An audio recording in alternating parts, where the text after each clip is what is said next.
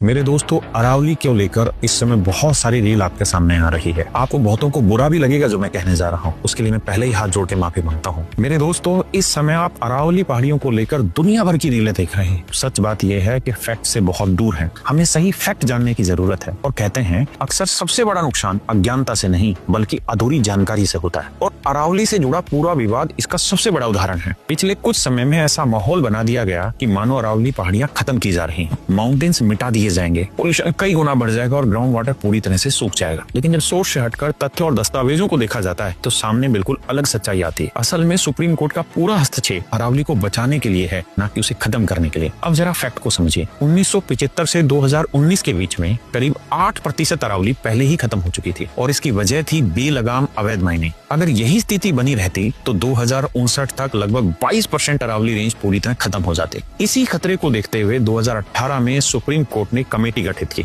उस कमेटी ने अपनी रिपोर्ट में साफ कहा, पिछले 50, 60, 70 सालों में करीब 1/4 अरावली रेंज नष्ट हो चुकी है। अब सवाल था इसे कि रोका कैसे जाए। सबसे पहला कदम था ये तय करना कि अरावली की स्पष्ट और वैज्ञानिक परिभाषा क्या हो। यहीं से गलतफहमियां फैलाई गई और फेक नैरेटिव खड़ा कर दिया गया। कहा गया कि राजस्थान सरकार की 2002 की स्टडी जो 2006 में लागू हुई, उसके मुताबिक सिर्फ 100 मीटर से ऊपर की पहाड़ियां ही अरावली हैं और बाकी इलाकों को माइनिंग के लिए खोल दिया जाएगा, जबकि हकीकत इससे बिल्कुल उलट है। 100 मीटर वाली परिभाषा सिर्फ जियोलॉजिकल क्लासिफिकेशन के लिए थी, न कि संरक्षण खत्म करने के लिए। बाकी क्षेत्र पहले भी संरक्षित थे और आज भी हैं। अरावली सिर्फ राजस्थान तक सीमित नहीं है, ये गुजरात, हरियाणा और दिल्ली तक फैली हुई है। इसलिए जरूरी था एक कॉमन और यूनिफॉर्म फ्रेमवर्क तैयार किया जाए। इसी वजह से सुप्रीम कोर्ट ने फैसला लिया, एक टेक्निकल टीम बनाई जाएगी जो गुजरात से राजस्थान तक पूरी अरावली रेंज का अध्ययन करेगी और उसके बाद ही तय होगा कि कहां माइनिंग संभव है और कहां पूरी तरह प्रतिबंध रहेगा। तब तक के लिए सभी प्रकार की माइनिंग पर पूरी तरीके से स्टे लगा दिया गया। यहाँ तक कि 100 मीटर से नीचे के क्षेत्र और 2 अरावली पहाड़ियों के बीच 500 मीटर का इलाका भी पूरी तरह से सेफ जोन रहेगा।